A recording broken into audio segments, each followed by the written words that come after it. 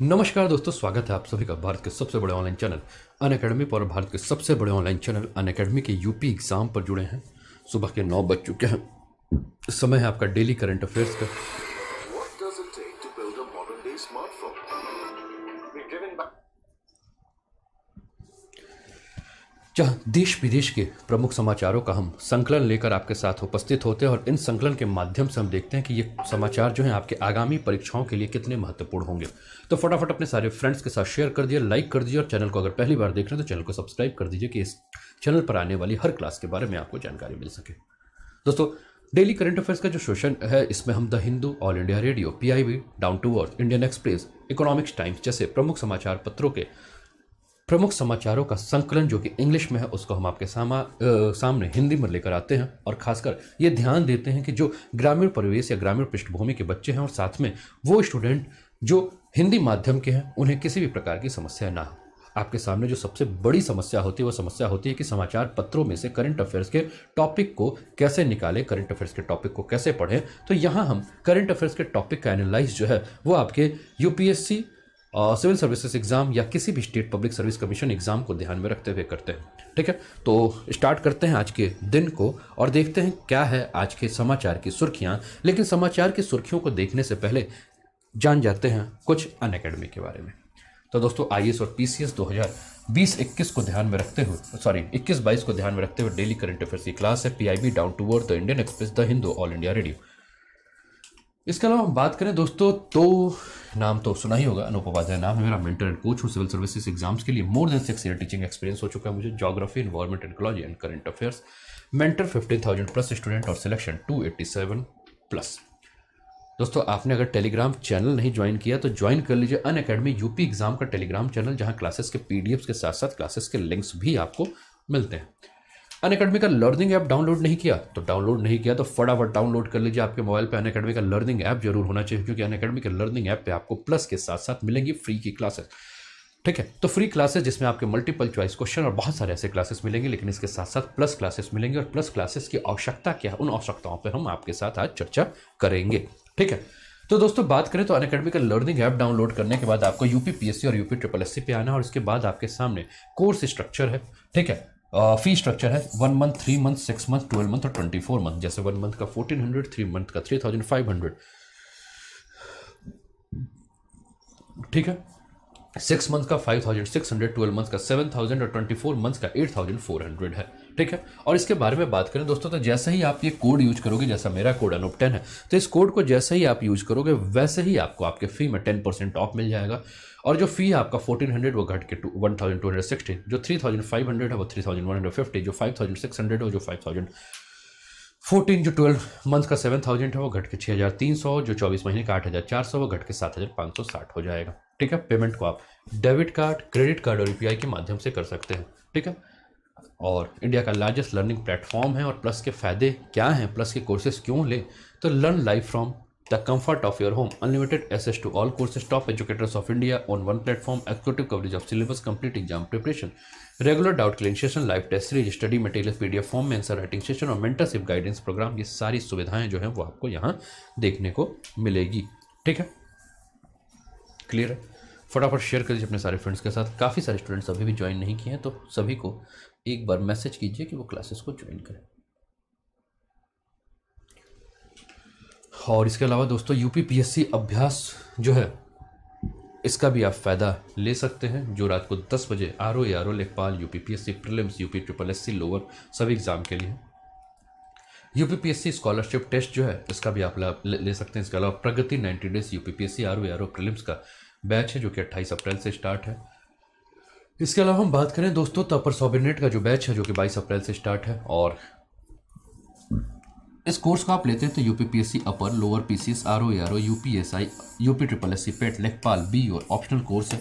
और इसका जो फी है इसके लिए जो कोड यूज करना है वो कोड अनूप 10 है। इसके अलावा हम बात करें दोस्तों तो एक बार फिर से आप सभी के साथ फिर से आपको एक मौका मिला स्पेशल ऑफर का। तो जो स्टूडेंट जो अनअकैडमी का सब्सक्रिप्शन लेना चाहते हैं तो 26 तारीख से 30 अप्रैल के बीच में अगर आप सब्सक्रिप्शन लेते हैं, ठीक है, तो अगर आप 12 महीने का सब्सक्रिप्शन लेते हैं दोस्तों तो आपको 2 महीने का सब्सक्रिप्शन एक्स्ट्रा मिलेगा। 12 महीने की फ़ी जो है वो 7,000 रुपये है। लेकिन जैसे ही आप कोड यूज करते हैं अनूप 10, तो अनूप 10 कोड यूज करने के बाद ये फ़ी जो है वो 6,300 है। तो 6,300 में पहले क्या होता था कि 12 महीने का सब्सक्रिप्शन मिलता था। अब 6,300 में अगर आप 26 से लेकर 30 अप्रैल के बीच में सब्सक्रिप्शन लेते हो तो आपको 14 महीने का सब्सक्रिप्शन मिलेगा। तो जिन स्टूडेंट का प्लान खत्म हो रहा है, जिन लोग का सब्सक्रिप्शन खत्म हो रहा है, चाहे इस महीने चाहे अगले महीने, तो आप क्या कर सकते हैं दोस्तों कि आप जो है एक न्यू मोबाइल नंबर ले लीजिए, ठीक है, या आप सजेस्ट भी कर सकते हैं अपने फ्रेंड्स को, और न्यू आईडी। तो इससे क्या होगा कि न्यू मोबाइल नंबर और न्यू आईडी का जैसे ही आप प्रयोग करके जब सब्सक्रिप्शन लोगे और ये कोड लगाओगे तो 6,300 में आपको 14 महीने का कोर्स मिलेगा, ठीक है ना। तो इसका आप लोग लाभ उठाइए, ठीक है। New mobile number, new ID, और कोड क्या है दोस्त? कोड है अनूप 10, ठीक है, क्लियर है। तो चलिए, प्रगति तिवारी, नेहा पांडे, अमरजीत, अंजलि, रेखा, रोमित, मोहम्मद आरिफ, दीपू, अजय पटेल, लाइक शेयर करते रहे।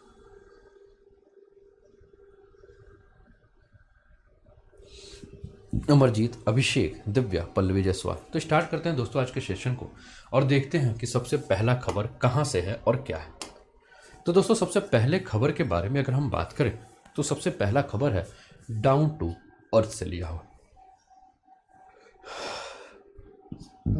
डाउन टू अर्थ से लिया हुआ सबसे पहला खबर है क्लाइमेट चेंज पर, और ये न्यूज़ है अफ्रीका का। आइए देखते हैं न्यूज़ क्या है, इसके बारे में पढ़ते हैं, एनालाइज करते हैं। तो climate change for 90 million children in Africa most vulnerable. Of the 750 million children of 45 countries likely to be most affected by climate risk, 210 million are in 3 South Asian nation, Pakistan, Bangladesh and Afghanistan, ठीक है। तो ये down to अर्थ का आपके सामने news है, बहुत ही important news है और इस पर हम लोग चर्चा करेंगे। Around 490 million children under the age of 18 to 35 African country are the highest risk of suffering the impact of climate change, warned Save the Children International and Child Right Non-Profit. The sub-Saharan Africa has 35 of the 45 countries globally at the highest climate risk, found the global NGO in an analysis. कौन सी country है? Chad, Somalia, Central African Republic, Eritrea, Democratic Republic of the Congo are the least capable of adapting to the impact of climate changes. Of the 750 million children in 45 countries likely to be most affected by climate risk, 210 million are in the 3 South Asian nations, Pakistan, Bangladesh and Afghanistan. ठीक है, तो ये समाचार है आपके सामने जो कि जलवायु में हो रहे परिवर्तन और जलवायु में हो रहे परिवर्तन के साथ उनके पड़ने वाले प्रभाव पर आपके साथ चर्चा हम करेंगे। और खासकर अफ्रीका और अफ्रीका के साथ अगर हम बात करें दोस्तों तो एशिया के जो 3 देश हैं, पाकिस्तान, बांग्लादेश और अफगानिस्तान, उस पर भी क्या प्रभाव पड़ रहा है, इस पर हम चर्चा करेंगे। तो ये जो है एक आपका जलवायु परिवर्तन पर एक एनजीओ ने जो रिसर्च किया है और रिसर्च करने के बाद इसने एक एनालाइज जो किया है उसके ऊपर ये पूरी की पूरी चर्चा है। तो Notre Dame global adaptation initiative ND gain सूचकांक पर आधारित एक हालिया विश्लेषक ने विश्व के सभी बच्चों पर जलवायु परिवर्तन से पड़ने वाले प्रभाव का आकलन किया। यह विश्लेषण आकलन सेव द चिल्ड्रन इंटरनेशनल द्वारा किया गया है। वर्ष 1919 में स्थापित सेव द चिल्ड्रन संस्था अंतर्राष्ट्रीय ख्याति प्राप्त एनजीओ है जो बाल अधिकारों के लिए प्रतिबद्ध है। तो ये इंपॉर्टेंट है सेव द चिल्ड्रन एनजीओ, और पूछ सकता है कि अभी हाल फिलहाल में जलवायु परिवर्तन के बच्चों पर पड़ने वाले प्रभाव पर का आकलन किस एनजीओ के द्वारा किया गया है, ठीक है ना। एक प्रश्न आपसे पूछा जा सकता है। इसके अलावा हम बात करें दोस्तों तो Notre Dame global adaptation initiative जो है ये क्या है, एनडी गेन क्या है। तो एनडी गेन के बारे में अगर हम बात करें दोस्तों तो एनडी गेन नोट्रे डम पर्यावरण परिवर्तन परिवहन विश्वविद्यालय के जलवायु परिवर्तन अनुकूलन कार्यक्रम का हिस्सा है और एनडी गेन द्वारा शामिल देशों के सूचकांक या आकलन करता है कि कौन से देश अतिवृष्टि, संसाधन बाधाओं और जलवायु व्यवधान द्वारा उत्पन्न वैश्विक परिवर्तनों से निपटने के लिए बेहतर संरचना तैयार किसने किया है। ठीक है ना। इसके अलावा हम बात करें दोस्तों इस पर, तो यह सूचकांक 20 वर्षों में 180 से अधिक देशों की वार्षिक भेद्यता के आधार पर स्थानों का आकलन करता है और साथ ही साथ यह आकलित करता है कि अनुकूलन के लिए कितने तैयार हैं। भेद्यता और संवेदनशीलता की अगर हम बात करें दोस्तों, तो ये 6 सहायक मापों पर मापा जाता है। कौन कौन से हैं? सबसे पहला आपका खाद्य, जल, स्वास्थ्य, पारिस्थितिकी तंत्र सेवा, मानव आवास और बुनियादी ढांचा। इन 6 संवेदनशील जो जीवन सहायक क्षेत्र हैं, इसके आधार पर क्या किया जाता है? नापा जाता है। समग्र तत्परता जो है, उनके 3 घटक हैं जिनके पे नापा जाता है। वो है आपका आर्थिक तत्परता, शासन तत्परता और सामाजिक तत्परता। 2018 का जो ये स्कोर था, उस स्कोर के हिसाब से हम बात करें तो भारत का जो स्थान था इसमें, वो 122वें स्थान पर अति संवेदनशील देश के रूप में 122 जो के स्थान और 48वें स्थान पर तथा जलवायु परिवर्तन से निपटने के लिए बुनियादी संरचना के रूप में 17वें स्थान पर था। ठीक है। इसके अलावा हम बात करें दोस्तों, तो सर्वाधिक जलवायु जोखिम वाले जो देश हैं, जो कि इस विश्लेषण के माध्यम से पता चला है कि सर्वाधिक जलवायु विश्लेषण आपके जो देश हैं, वो देश कौन से हैं? तो विश्व के 45 देशों में से उप सहारा अफ्रीका के 35 देश सर्वाधिक जलवायु जोखिम में शामिल हैं। जलवायु जोखिम को जोखिम प्रभाव के प्रति संवेदनशील और अनुकूलन क्षमता के संयोजन के रूप में परिभाषित किया गया है। चाड, सोमालिया, मध्य अफ्रीका गणराज्य, इरिट्रिया और कांगो लोकतांत्रिक गणराज्य जो है वो जलवायु परिवर्तन के प्रभाव से निपटने हेतु सबसे कम सक्षम देश हैं। 35 अफ्रीकी देशों में 18 वर्ष से कम आयु के लगभग 490 मिलियन बच्चों को जलवायु परिवर्तन के प्रभाव का सबसे अधिक खतरा है, ऐसा इस आकलन में कहा गया है। ऋतु विश्वकर्मा, रूबी रानी, मोहिनी शर्मा, गुड मॉर्निंग। ठीक है। इसके अलावा हम बात करें दोस्तों, तो दक्षिण एशियाई क्षेत्र की जो स्थिति है, इसमें हम बात करें तो 45 देशों के 750 मिलियन बच्चों में से 3 दक्षिण एशियाई देश कौन कौन से? पाकिस्तान, बांग्लादेश और अफगानिस्तान के 210 मिलियन बच्चों के जलवायु जोखिम से अधिक खतरा जो है, या इस जलवायु जोखिम से हम देखें तो प्रभावित ये हैं। बच्चों पर अगर हम बात करें तो जलवायु परिवर्तन का प्रभाव क्या है? तो दोस्तों, जिस प्रकार से बाढ़, सूखा, तूफान, अन्य चरम मौसमी घटनाओं से असुरक्षित बच्चों और उनके परिवारों पर हम देखें तो इसका गहरा प्रभाव पड़ेगा। मलेरिया और डेंगू बुखार, जैसे मान लीजिए कि जलवायु की कोई भी घटना होती है, ठीक है, तो इससे क्या होता है? बीमारियां फैलती हैं। और खासकर अगर हम बीमारियों के बारे में हम बात करें तो कौन सी बीमारियां सबसे ज़्यादा देखने को मिलती है? तो सबसे ज़्यादा अगर हम देखें तो मलेरिया और डेंगू जो है, ये एक बहुत ही विपदा प्रकार की बीमारी है। जैसे कि आपको याद होगा कि भारत में भी डेंगू से लगभग 3,500 के आसपास लोग जो हैं वो मरे, लेकिन इस बीमारी को अभी 3 साल पहले की घटना है, ठीक है, लेकिन इस बीमारी को जो है आपका आपदा में नहीं रखा गया, जो कि रखना चाहिए। ठीक है। तो मौसमी परिवर्तन या जलवायु में परिवर्तन होने से ये मलेरिया और जो डेंगू बुखार है वो काफ़ी बड़ी विपदा है। आप देखते हैं कि हर साल जो है मलेरिया और डेंगू से काफ़ी लोग जो हैं वो मरते हैं। ठीक है। तो ऐसे जो विपदा है उससे कांगो लोकतांत्रिक गणराज्य में, इसके अलावा हम बात करें तो प्लेग से पीड़ित बच्चों को भी काफ़ी प्रभावित किया है। चरम मौसमी घटनाओं में वृद्धि से जो होता है क्या कि नए स्वास्थ्य जोखिम जो है उत्पन्न हो जाते हैं, जबकि स्वास्थ्य प्रणाली एक सीमित मात्रा में वर्ष 2020 के प्रथम 6 महीनों के दौरान जलवायु परिवर्तन से घटित आपदाओं के कारण लगभग 9.8 मिलियन लोग जो हैं वो क्या हो गए? आपके विस्थापित हो गए। ठीक है ना? क्लियर है सभी को?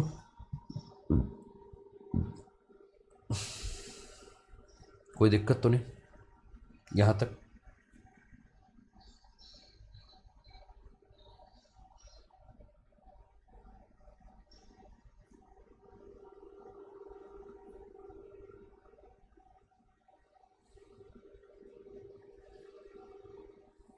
चलिए आगे बढ़े। ठीक। विश्व जलवायु संगठन की अगर हम बात करें दोस्तों, तो विश्व जलवायु संगठन की वैश्विक जलवायु रिपोर्ट ने यह पुष्टि की है कि उनमें से अधिकांश दक्षिण और दक्षिण पूर्व एशिया और हॉर्न ऑफ अफ्रीका से थे। बच्चे भोजन की कमी, बीमारियों और अन्य स्वास्थ्य खतरों जैसे पानी की कमी, बढ़ता जलस्तर, जोखिम या इन कारकों के संयोजन से प्रभावित हुए हों। खाद्य उत्पादन पर जलवायु संकट से पड़ने वाले प्रभाव के काफ़ी सारे साक्ष्य मौजूद हैं। जैसे कि अगर हम बात करें तो अगर जलवायु परिवर्तन होता है तो जलवायु परिवर्तन से हम क्या देखते हैं कि खाद्य जो है, ठीक है, जैसे कि आपको याद होगा कि एक रिपोर्ट आई थी, उस रिपोर्ट में ये कहा गया था कि जिस प्रकार से तापमान में वृद्धि हो रही है, तो तापमान में होती हुई वृद्धि से हम क्या देख रहे हैं कि फसल उत्पादन में जो है उसमें कमी आ रही है। तो जलवायु परिवर्तन जो हो रहा है, जलवायु परिवर्तन का हम प्रभाव क्या देख रहे हैं? जलवायु परिवर्तन का प्रभाव हमें खाद्य उत्पादन में भी हमें देखने को मिलता है। खाद्य, ठीक है, जिसके चलते क्या है कि स्थानीय खाद्य में कमी होगी और इससे क्या होगा कि मूल्य में वृद्धि होगी। जलवायु परिवर्तन के कारण हम क्या देखते हैं कि वैश्विक खाद्य आपूर्ति जो है वो बाधित हो सकती है। अगर मान लीजिए कि मांग है और खाद्यान्न का उत्पादन उस हिसाब से नहीं है तो क्या होगा, आपूर्ति जो है उसमें बाधा आएगी, ठीक है ना। और भोजन की गुणवत्ता को भी क्या किया जा सकता है, क्या होगा, इससे प्रभावित होगा। इस परिवर्तन से सबसे गरीब घरों के बच्चे अधिक प्रभावित होंगे और ये मोटापे, अल्पपोषण, जलवायु परिवर्तन के बीच संबंधों का वैज्ञानिक प्रमाण है। देखिए हम देखते हैं कि बहुत सारे बच्चे जो है मोटापे, या देखते हैं अल्पपोषण, या देखते हैं नाटापन, या देखते हैं कि बौनापन, ऐसे कई सारी जो बीमारियां हैं जो कि अल्पपोषण के चलते, मॉल न्यूट्रिशन का शिकार होने के चलते बच्चों के अंदर हमें उनके शारीरिक और मानसिक विकास पर हमें नकारात्मक प्रभाव देखने को मिलता है।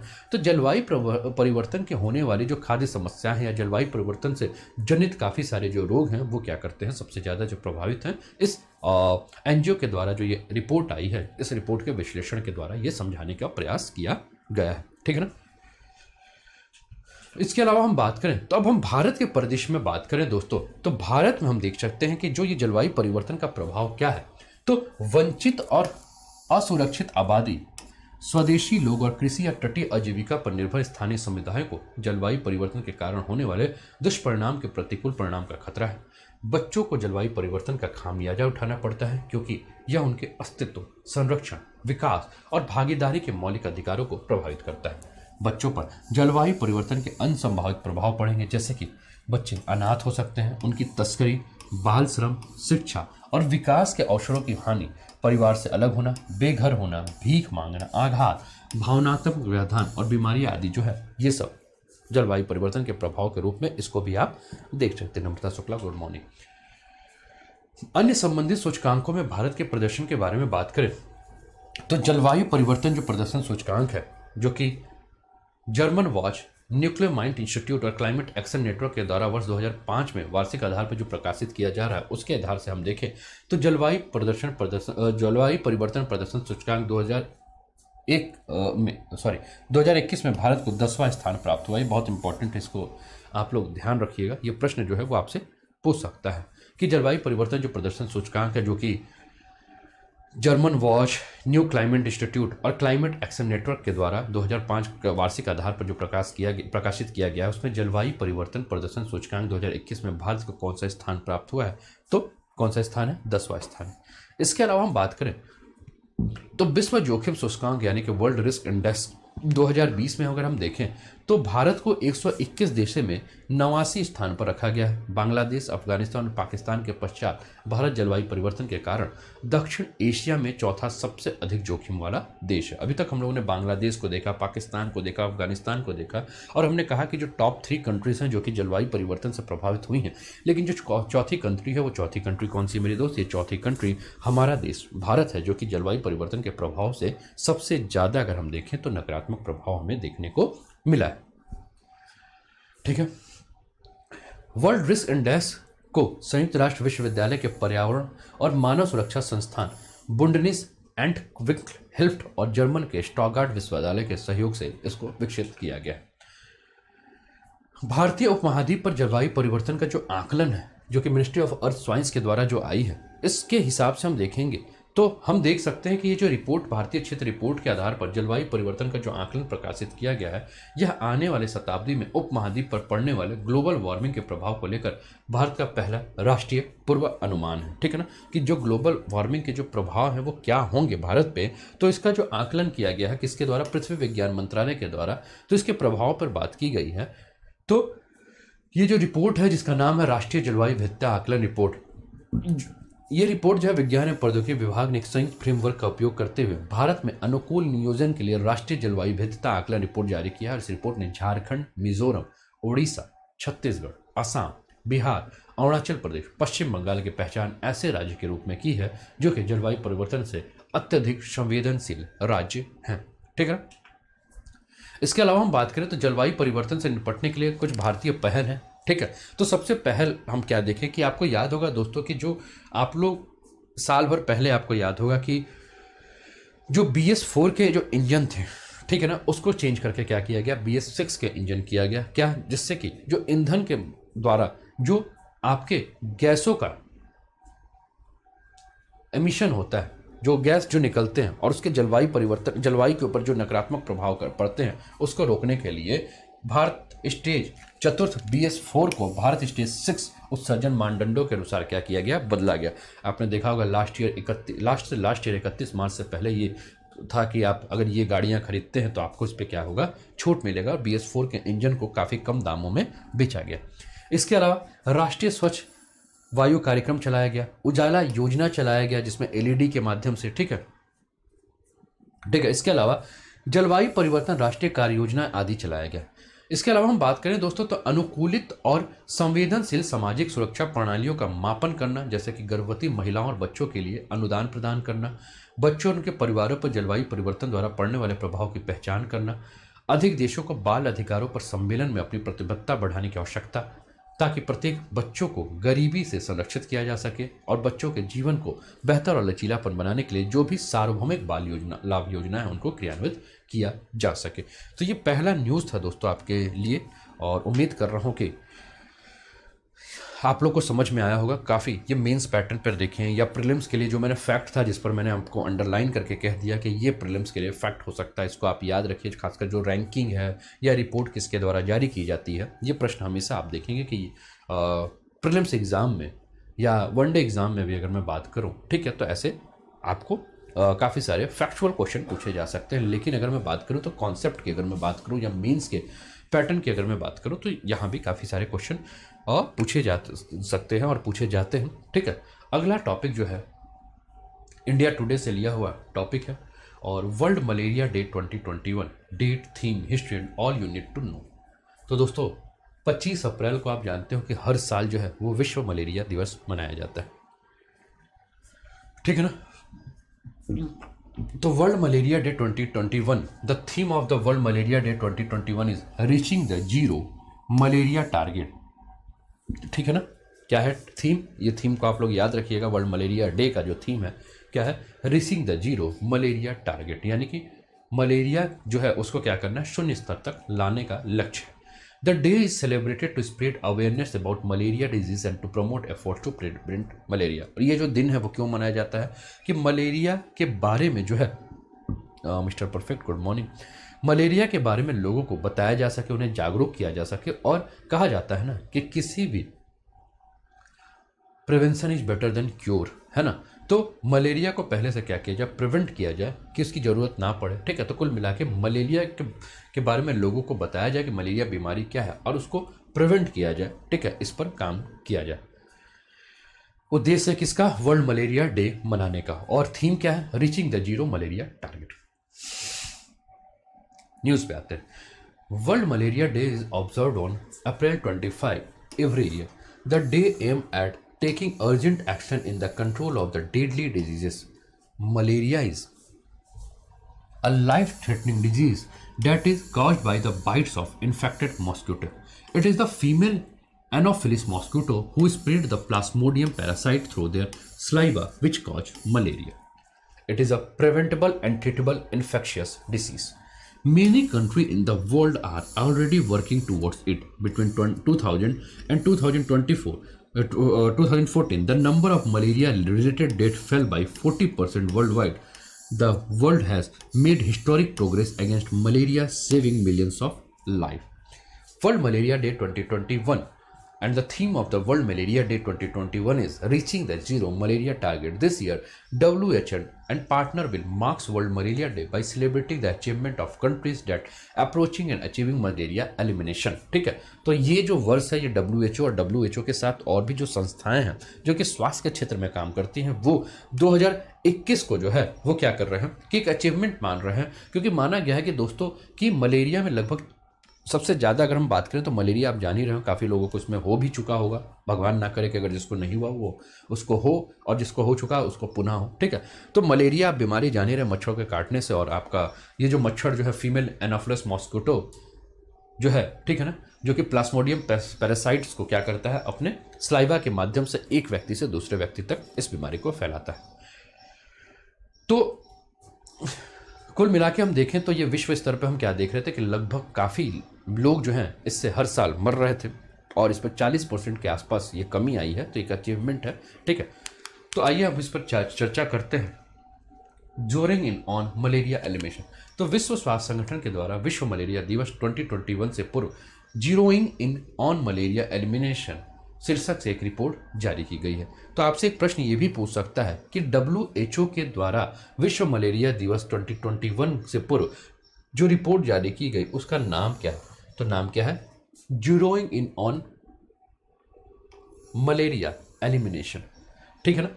और प्रत्येक वर्ष हम जानते हैं दोस्तों, जैसा कि हम बात भी कर रहे हैं कि 25 अप्रैल को विश्व मलेरिया दिवस के रूप में मनाया जाता है। वर्ष 2021 के लिए विश्व मलेरिया दिवस की जो थीम थी वो क्या थी? Reaching the zero malaria target. WHO के द्वारा अपनी 2025 पहल के तहत 25 देशों की पहचान की गई है जिन्हें 2025 तक मलेरिया मुक्त देश बनना है। ठीक है ना। क्या बनाना है? मलेरिया मुक्त देश बनाना है। कब? 2025 तक। तो 2025 इनिशिएटिव है। ठीक है। मलेरिया के बारे में हम बात करें, जैसा कि हम चर्चा कर रहे थे कि मलेरिया जो है एक मच्छर जनित रोग है जो कि मॉस्किटो बॉर्न ब्लड डिजीज है, जो कि प्लाज्मोडियम पैरासाइट, प्लाज्मोडियम परिजीवी के कारण होता है। और ये मुख्य रूप से अगर हम बात करें दोस्तों, तो ये जो है अफ्रीका, दक्षिण अमेरिका और एशिया के उष्णकटिबंधीय और उपोष्णकटिबंधीय क्षेत्रों में ये बीमारी हमें सबसे ज़्यादा देखने को मिलती है। तो ये भी एक इम्पॉर्टेंट है आप लोग के लिए। क्यों? क्योंकि ये जो क्षेत्र है, चाहे आपका ट्रॉपिकल रीजन या सब ट्रॉपिकल रीजन है आपका, और इस ट्रॉपिकल और सब ट्रॉपिकल रीजन में अफ्रीका, दक्षिण अमेरिका और एशिया के जो देश आते हैं वहां हमें क्या देखने को मिलता है? ये बीमारी सबसे ज़्यादा देखने को मिलती है। इस परजीवी का प्रसार जो है वो संक्रमित मादा एनोफिलीज मच्छर यानी कि फीमेल एनोफिलीज मॉस्किटो के काटने से होता है। मानव शरीर में प्रवेश करने के बाद परजीवी शुरू से यकृत कोशिकाओं के भीतर वृद्धि करते हैं। ठीक है ना। यानी कि जो आपका लीवर है, लीवर की जो सेल्स है, उस लीवर के सेल्स में क्या करते हैं? ये वृद्धि करते हैं। और उसके बाद जो रेड ब्लड सेल्स हैं उसको क्या करते हैं? नष्ट कर देते हैं। और जैसे ही रेड ब्लड सेल को नष्ट करते हैं तो उसका असर क्या पड़ता है? ठीक है, कि रेड ब्लड सेल जो है उसको क्षति पहुंचती है। इसके बारे में हम बात करें दोस्तों, तो ऐसी जो आपके पैरासाइट्स हैं, इन पैरासाइट की जो है वो 5 प्रकार की प्रजातियां हैं। मनुष्यों में मलेरिया का संक्रमण के कारण है इनमें 2 प्रजातियां जो हैं वो क्या क्या है आपका? प्लाज्मोडियम फॉल्सीपेरम और दूसरा क्या है? प्लाज्मोडियम विवैक्स, जिनमें मलेरिया संक्रमण का सर्वाधिक खतरा होता है। तो ये 2 पैरासाइट्स या 2 आपका परजीवी की जो प्रजातियां हैं आपके स्क्रीन पर हैं। ठीक है, जिनका नाम, एक का नाम क्या है? प्लाज्मोडियम फॉल्सीपेरम और दूसरे का नाम क्या है? प्लाज्मोडियम विवैक्स, जिनसे मलेरिया संक्रमण का खतरा जो है वो सर्वाधिक रहता है। मलेरिया के लक्षणों में बुखार और फ्लू जैसे लक्षण शामिल होते हैं, जिसमें ठंड लगना, सर दर्द होना, मांसपेशियों में दर्द होना, थकान महसूस होना। और इस रोग की रोकथाम और इलाज दोनों क्या है? संभव है। तो इसलिए डरने की जरूरत नहीं है। ठीक है ना। ये कोरोना टाइप का नहीं है, ये जो है इसका इलाज जो है वो संभव है, इसका इलाज हो सकता है। मलेरिया के टीके के बारे में बात करें दोस्तों, तो RTS-S/AS01 जिसे मॉस्क्यूरिक्स के नाम से भी जाना जाता है, जो कि एक इंजेक्शन वैक्सीन है। और इस टीके को लंबे वैज्ञानिक परीक्षण के बाद प्राप्त किया गया है, जो कि सुरक्षित है। और इस टीके के प्रयोग से मलेरिया का खतरा जो है वो 40% तक कम हो जाता है। और इसके परिणाम अब तक टीकों में सबसे अच्छे देखे गए हैं। ग्लैक्सोस्मिथक्लाइन यानी कि GSK, आप देखते होंगे जो दवाइयाँ लेते होंगे तो GSK ग्लैक्सोस्मिथक्लाइन की काफ़ी सारी दवाइयाँ आप लोग लेते होंगे, जैसे कि सिप्ला देखते हो आप मैनफोर्स देखते हो आप, मैनकाइंड देखते हो। तो वैसे एक कंपनी क्या है आपकी? ग्लैक्सोस्मिथक्लाइन। ठीक है ना। तो इसकी काफ़ी सारी दवाइयाँ या सिरप जो आते हैं आप लोग पीते होंगे। ठीक है। तो ग्लैक्सोस्मिथक्लाइन कंपनी के द्वारा क्या किया गया है? इस टीके का विकसित किया गया है जिसका नाम क्या है? मॉस्क्यूरिक्स। ठीक है ना। इंजेक्शन है ये RTS-AS01 के नाम से है। ठीक है ना। और ऐसे मॉस्क्यूरिक्स के नाम से इस टीके को जाना जाता है। ठीक है। तो ये विकसित किया गया तथा वर्ष 2015 में यूरोपियन मेडिसिन एजेंसी के द्वारा अनुमोदित किया गया।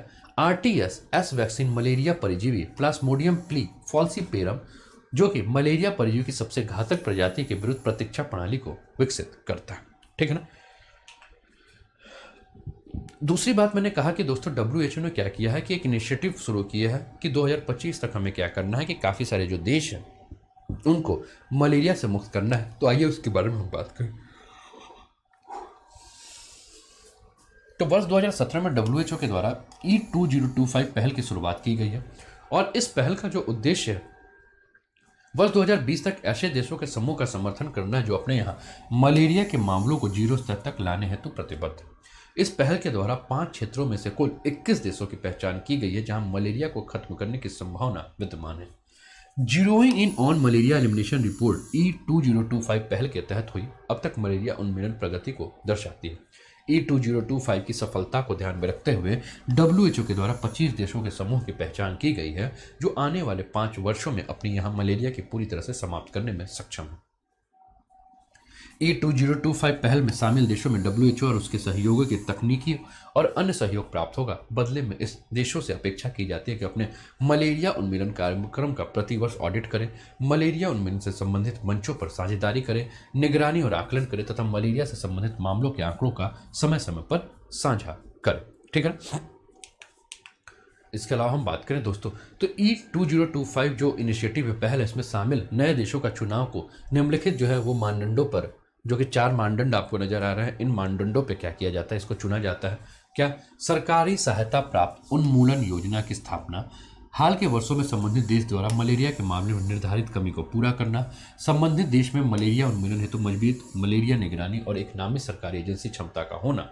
ठीक है। इसके अलावा संबंधित देश को WHO मलेरिया उन्मूलन ओवरसाइट समिति यानी कि WHO malaria elimination oversight committee के द्वारा चयनित किया जाना। ये 4 मानदंड है जिसके आधार पर ई पहल के लिए उस देश को चुना जाएगा। Sushma Singh, good morning. ठीक है ना। अगर भारतीय परिदृश्य में बात करें दोस्तों, भारतीय परिप्रेक्ष्य में बात करें तो भारत में मलेरिया की स्थिति जो है WHO के द्वारा प्रकाशित विश्व मलेरिया रिपोर्ट 2020 की अगर हम बात करें तो वैश्विक स्तर पर मलेरिया के जो अनुमानित मामले को दर्शाया गया है और साथ में रिपोर्ट में भारत में मलेरिया से संबंधित जो आंकड़े हैं उसको प्रकाशित किया गया है, जिनके अनुसार भारत में मलेरिया के मामले में क्या है, काफ़ी कमी दर्ज की गई है। भारत एकमात्र ऐसा उच्च स्थानिक यानी कि हाई एंडेमिक कंट्री है जहां मलेरिया के मामलों में 2018 की तुलना में 2019 में 17.6% की गिरावट दर्ज की गई। और भारत के लिए एक अच्छी बात है कि मलेरिया में काफ़ी कमी आ रही है। और आप देखते भी होंगे पिछले साल तो आपने देखा होगा कि ना आपको मलेरिया का केस सुनाई दिया ना आपको डेंगू का केस सुनाई दिया। क्यों? क्योंकि भाई सब लोग जो है वो सजग हो गए हैं साफ सफाई को लेकर, है कि नहीं। कोरोना ने एक ऐसा भय पैदा कर दिया कि छोटी मोटी बीमारियां का तो नाम ही सुनने को नहीं मिलता है। ठीक है। अब भाई कोरोना के सामने मलेरिया डेंगू तो भैया छोटी मोटी ही बीमारियां, हम कहेंगे चिकनगुनिया है ना। तो हम क्या देख रहे हैं, हम ये देख रहे हैं कि भाई इससे चलते क्या है कि, और भारत की एक अच्छी पहल है कि अगर आप इतना कम कर ले रहे हैं, ठीक है ना। इसके अलावा हम बात करें तो वर्ष 2017 में देश में मलेरिया उन्मूलन हेतु भारत के बारे में हम बात कर रहे हैं तो 5 वर्षीय राष्ट्रीय रणनीतिक योजना की शुरुआत की गई थी जिसमें मलेरिया नियंत्रण से मलेरिया उन्मूलन पर ध्यान केंद्रित किया गया था। क्या कि एक तो मलेरिया नियंत्रण करना और दूसरा क्या है, मलेरिया का उन्मूलन करना, उन दोनों पर ध्यान केंद्रित करना है। इस योजना में अगर हम बात करें तो वर्ष 2022 तक भारत के 678 जिलों में से 571 जिलों में मलेरिया को समाप्त करने हेतु रोड मैप तैयार किया। हाल फिलहाल की बात करें तो भारतीय चिकित्सा अनुसंधान परिषद यानी कि Indian council of medical research ICMR के द्वारा मलेरिया उन्मूलन अनुसंधान गठबंधन भारत यानी कि malaria elimination research alliance India की स्थापना की गई, जो मलेरिया नियंत्रण पर काम करने के लिए एक भागीदारी समूह के रूप में काम करेगा। ठीक है ना। तो भैया ये 2 न्यूज रहा और तीसरा न्यूज आपके स्क्रीन पर आपके चहेते प्रधानमंत्री का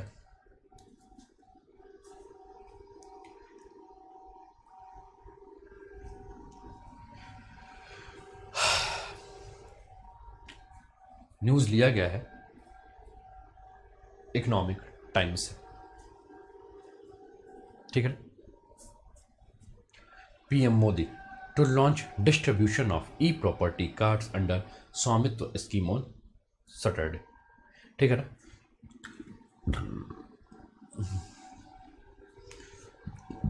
तो दोस्तों अभी हमको पता है कि अभी 24 अप्रैल को नेशनल पंचायती राज दिवस था और नेशनल पंचायती राज दिवस में हमारे प्रधानमंत्री जी ने उत्तर प्रदेश के काफ़ी सारे जिलों को या काफ़ी सारे आपके पंचायतों को क्या किया कि अवार्ड दिया और इन्होंने जो प्रधान हैं उनके साथ जो वार्तालाप की थी, जो ग्रामीण क्षेत्र के जो भी हैं उनके साथ जो वार्तालाप वीडियो कॉन्फ्रेंसिंग के माध्यम से की थी। तो कोरोना के उसमें इन्होंने कहा था कि गाँव को कोरोना से बचाने की जिम्मेदारी जो है प्रधानों की है, ग्रामीण स्तर पर जो नेता हैं उनकी जिम्मेदारी है कि वो गाँव को कोरोना जैसे महामारी से बचाएं। और इसी समय इन्होंने स्वामित्व योजना की भी शुरुआत की जो कि ई प्रॉपर्टी कार्ड से के लिए तो आइए इस पर चर्चा करें। तो prime minister Narendra Modi will launch the distribution of e property card under स्वामित्व scheme on Saturday, according to statement from the prime minister office. As many as 4.09 lakh property owners will given their e-property cards on National Panchayati Raj Day, April 24, which will also mark the rolling out the Swamit scheme for implementation across the country. Prime Minister Modi will launch the distribution of e-property card through video conferencing, the PMO statement said. ठीक है, तो आइए चर्चा करते हैं इस पर राष्ट्रीय पंचायत दिवस के बारे में।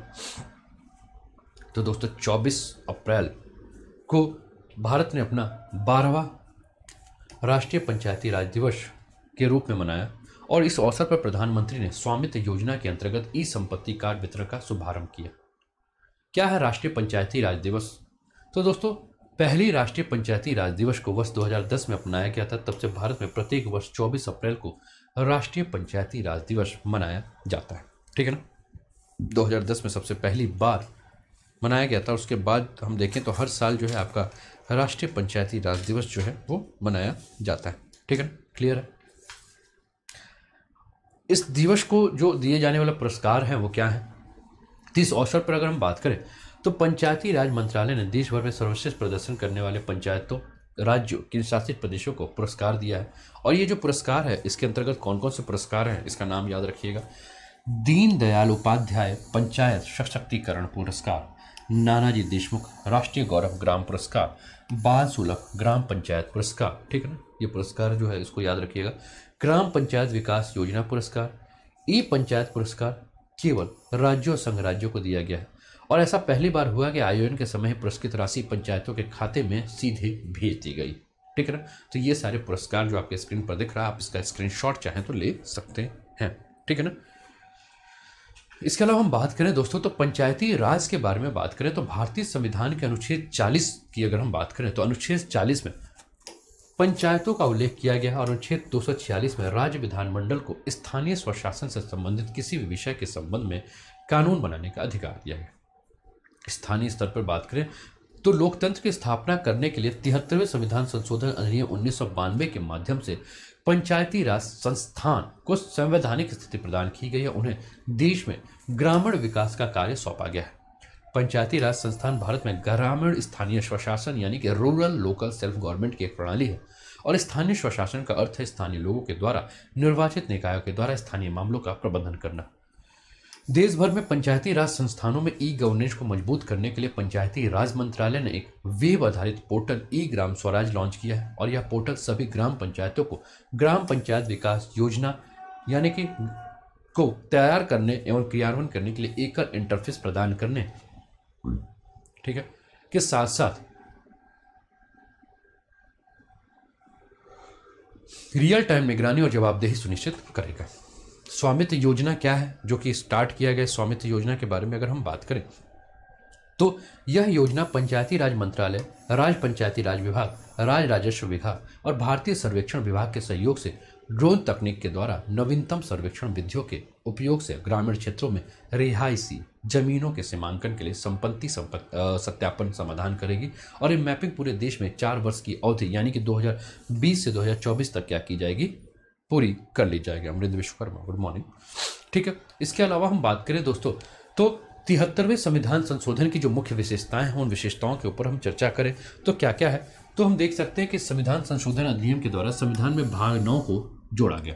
लोकतांत्रिक प्रणाली की बुनियादी इकाइयों के रूप में ग्राम सभाओं को रखा गया जिसमें मतदाता के रूप में पंजीकृत सभी वयस्क शामिल होंगे। उन राज्यों को छोड़कर जिनकी जनसंख्या 20 लाख से कम हो, ग्राम मध्यवर्ती में आपका क्या है, प्रखंड, तालुका और मंडल, ठीक है ना, ये याद रखिएगा। और जिला स्तरों पर पंचायतों की त्रिस्तरीय प्रणाली लागू की गई और इसका उल्लेख जो है वो भारतीय संविधान के आर्टिकल 243B के अंतर्गत किया गया है। इसके अलावा हम बात करें तो सभी स्तरों पर सीटों का प्रत्यक्ष निर्वाचन द्वारा भरा जाना, इसका उल्लेख आर्टिकल 243C(2) में किया गया है। ठीक है ना, सीटों के आरक्षण के बारे में हम बात करें, जैसे कि अभी उत्तर प्रदेश में आप प्रधान का चुनाव देख रहे हैं और कुछ दिन पहले ये प्रधान का चुनाव जो है विवाद में भी आ गया था सीटों को आरक्षण को लेकर। ठीक है, फिर इसके बाद मामला कोर्ट पहुंचा, हाई कोर्ट, और हाई कोर्ट ने फिर इस पर फैसला दिया। उसके बाद आपका चुनाव हो रहा है। ठीक है, तो बहुत सारे जो लोग हैं जिनके घर में भैया प्रधानी का चुनाव यानी इनके रिश्तेदार में है ना, देहात पटीदार में अगर प्रधानी का चुनाव होता होगा तो वो समझ सकते हैं कि भैया ये आरक्षण जो है कैसे होता है, सीटों का आरक्षण नहीं जानते हो तो अब जान जाओ। तो अनुसूचित जातियों और अनुसूचित जनजातियों के लिए सीटों का आरक्षण किया गया है तथा सभी स्तरों पर पंचायतों के अध्यक्ष पद भी जनसंख्या में अनुसूचित जाति अनुसूचित जनजातियों के अनुपात के आधार पर आरक्षित किए गए हैं। उपलब्ध सीटों की कुल संख्या में 1/3 सीटें जो हैं वो महिलाओं के लिए आरक्षित हैं और सभी स्तरों पर अध्यक्षों का 1/3 पद भी महिलाओं के लिए आरक्षित है, ऐसा उल्लेख किया गया है आर्टिकल 243D में।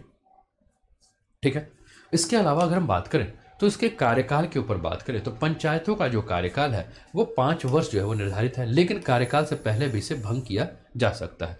पंचायतों के नए चुनाव कार्यकाल की अवधि की समाप्ति या पंचायत भंग होने के 6 महीने के भीतर करा लिए जाने के चाहिए, ऐसा आर्टिकल 243E कहता है। अब इस समय अगर हम बात करें दोस्तों तो आप ये भी ध्यान रखिए कि इस समय जो चुनाव खासकर उत्तर प्रदेश में जो प्रधानी का चुनाव हो रहा है तो विवाद में मामला क्यों आ गया। विवाद में मामला इसलिए आ रहा है क्योंकि लोग कह रहे हैं कि इस समय कोरोना काल में जब बीमारी इतनी तेज गति से फैली हुई है तो तेज गति से बीमारी फैली होने के बाद भी उत्तर प्रदेश सरकार जो है वो जो ग्रामीण या प्रधानी के जो चुनाव करा रहे हैं उन चुनाव को 6 महीने टाल भी तो सकता था जब स्थिति जो है वो सही हो जाए। दोस्तों काफ़ी सारे जो चुनाव में कर्मचारी या अधिकारी लगे हुए हैं वो कोरोना पॉजिटिव हैं, उसके बाद भी उनको मजबूरी है कि उनको क्या करना है, जाकर चुनाव कराना है। ठीक है, अधिकारियों के द्वारा जिस प्रकार से शोषण किया जा रहा है ये भी जो मुद्दा है काफ़ी विवाद का मुद्दा है। ऐसे काफ़ी सारे मेरे जानने वाले कर्मचारी हैं जो कि कोरोना पॉजिटिव है और उनको छुट्टी नहीं प्रदान किया गया, उनको भेज दिया गया कहाँ, चुनाव कराने, और अधिकारियों के द्वारा उनको धमकी तक ये भी दी गई कि या तो रिजाइन करो या तो चुनाव जाके कराइए। तो कुल मिलाकर अगर हम बात करें तो ये जो लापरवाही हमें देखने को मिल रही है, अधिकारियों के द्वारा शोषण की लापरवाही या किसी की जान के खतरे, तो इस पर जो आपके मद्रास हाईकोर्ट ने जो फैसला दिया है, मद्रास हाईकोर्ट ने जो टिप्पणी की वो बड़ी शानदार टिप्पणी की, जो कि अभी जो चुनाव हो रहा था तो सीधे मद्रास हाईकोर्ट ने ये कहा कि क्यों ना इलेक्शन कमीशन के ऊपर ये कहकर केस चलाया जाए कि कोरोना के समय जितनी भी मृत्यु हो रही है ये इलेक्शन कमीशन के द्वारा की गई एक हत्या है ना। और बिल्कुल सही बात है, ठीक है ना, नहीं गए तो FIR दर्ज की जा रही है, वही सारी चीजें। तो कुल मिला के अगर मैं बात करूं तो कोरोना के समय में, और ये बिल्कुल सही है कि ये जो बीमारी फैल रही है इस समय, जो हमारे प्रधानमंत्री जी जो बंगाल में, और बंगाल का तो देखिए तो कहा जा रहा है कि हर दूसरा जो व्यक्ति है वो कोरोना पॉजिटिव निकल रहा है ना। तो ये जिस प्रकार से हमारे जो नेतृत्व करता है या हमारे जो चुने हुए प्रतिनिधि हैं वो जनता के द्वारा चुने हुए प्रतिनिधि जनता के ऊपर ध्यान ना देके बाकी सारे जितने भी बकवास वाले काम है वो कर रहे हैं। ठीक है, आप देखिए दिल्ली में देखिए कि सरकार जो है वो हमेशा जब देखो तब हाथ फैला लेती है। ठीक है, कुछ करना धरना है नहीं, केवल नौटंकी करना है। केंद्र स्तर पे आप देखेंगे तो सरकार जो है वो होता कुछ नहीं है और दिखाया जाता है। उत्तर प्रदेश में आप देखिए कि उत्तर प्रदेश सरकार ने तो कल इतनी बेहुद्दी बात कह दी कि सीधे उसने कहा, उत्तर प्रदेश सरकार ने, कि कोरोना का उतना आतंक उत्तर प्रदेश में नहीं है, ये भय दिखाया जा रहा है और कोरोना पे जो गलत जानकारी देगा उसके खिलाफ देशद्रोह का केस कर दिया जाएगा। तो कुल मिलाकर अगर हम बात करें तो जिस प्रकार से ये बातें जो की जा रही हैं, जिस प्रकार से ये लोगों के अंदर डर पैदा किया जा रहा है कि आप इस बीमारी के बारे में ज़्यादा बातें मत कीजिए या इस बीमारी के बारे में लोगों से के बीच में भ्रम मत फैलाइए। अब सरकारी जो आंकड़े होते हैं मेरे दोस्त और जो वास्तविक आंकड़े हैं उनमें काफ़ी अंतर है। सरकारी आंकड़े अगर आप देखेंगे तो पता चलता है कि आपको पता चलता है कि 4 लोग या 5 लोग मृत हैं, लेकिन अगर आप सही के आंकड़े देखेंगे तो आपको पता चलेगा कि वो 4-5 नहीं, वो 40-50 लोग मृत हैं। जिस प्रकार से फेसबुक या जिस प्रकार से सोशल मीडिया पे आपको फोटो देखने को मिल रहे हैं, इससे आप अंदाजा लगा सकते हैं कि किस प्रकार से राज्य सरकार या केंद्र सरकार के द्वारा लापरवाही की जा रही है। ठीक है, और जब हम जानते हैं, जब प्रधानमंत्री ने सीधे पिछले साल एक नारा दिया था कि जब तक दवाई नहीं तब तक ढिलाई नहीं, और नारा क्या दिया कि दवाई भी कड़ाई भी, है ना।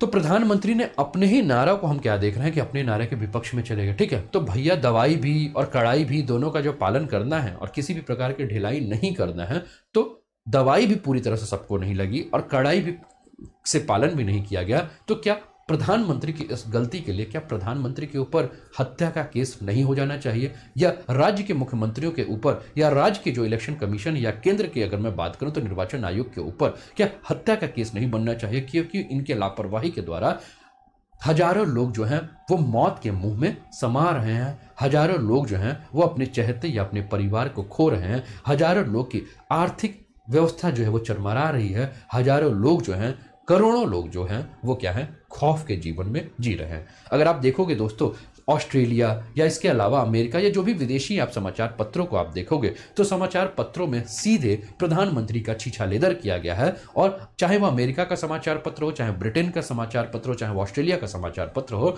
उसने सीधे ये कहा है कि मोदी की मूर्खता के चलते भारत जो है वो कोरोना जैसे वायरस की सुनामी में फंस गया है और ये वहां के प्रधानमंत्री की बेवकूफ़ी है, जहां लोग जो है वो भीड़ इकट्ठा करने को मना करते हैं और वहां चुनावी रैलियां करके भीड़ इकट्ठा की जा रही है। ठीक है, तो इस प्रकार से हम जो देख रहे हैं, ठीक है, ये ग्रामीण ये कार्यकाल और जो बातें आई, ठीक है, तो उसी के संदर्भ में ये पूरी मैं बातें बोल रहा हूं और हो सकता है कि इस वीडियो को देखने के बाद कुछ ड्रामा भी हो जाए, लेकिन जो है सो है। मतदाता सूची के अधीक्षण, निर्देशन और नियंत्रण के लिए प्रत्येक राज्य में स्वतंत्र चुनाव आयोग होंगे, अनुच्छेद 243 में कहा गया है। ठीक है ना। इसके अलावा हम बात करें दोस्तों तो पंचायतों की शक्ति के बारे में बात करें तो पंचायतों को 11 अनुसूची में वर्णित विषयों के संबंध में आर्थिक विकास और सामाजिक न्याय की योजना तैयार करने के लिए अधिकृत किया गया, ऐसा कहा गया आर्टिकल 243G में।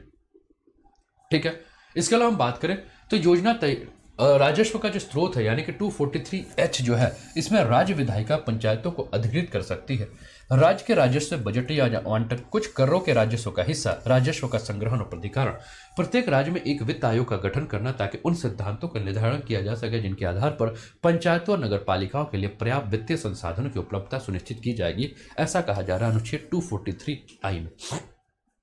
अगर इसमें छूट के बारे में बात करें तो यह अधिनियम सामाजिक, सांस्कृतिक और प्रशासनिक कारणों से नागालैंड, मेघालय, मिजोरम और कुछ अन्य क्षेत्रों में लागू नहीं होता। इन क्षेत्रों में शामिल है और आंध्र प्रदेश, बिहार, गुजरात, हिमाचल प्रदेश, मध्य प्रदेश, महाराष्ट्र, उड़ीसा, राजस्थान, जिनमें 5वीं अनुसूची के तहत जो सूचीबद्ध आपके अनुसूचित क्षेत्र है। मणिपुर के पहाड़ी क्षेत्र के लिए जिला परिषद मौजूद है। पश्चिम बंगाल राज्य में दार्जिलिंग जिले के पहाड़ी क्षेत्र के लिए दार्जिलिंग गोरखा हिल काउंसिल मौजूद है। संसद ने पंचायतों के प्रावधान यानी कि अनुसूचित क्षेत्र विस्तार अधिनियम 1996 the provision of the panchayat extension to scheduled area act PESA के माध्यम से भाग 9 और 5वीं अनुसूची क्षेत्रों के प्रावधान को बढ़ाया है। वर्तमान में 10 राज्य कौन कौन से? आंध्र प्रदेश, छत्तीसगढ़, गुजरात, हिमाचल प्रदेश, झारखंड, मध्य प्रदेश, महाराष्ट्र, उड़ीसा, राजस्थान, तेलंगाना जो है वो आपके 5वीं अनुसूची में शामिल आपके क्षेत्र है।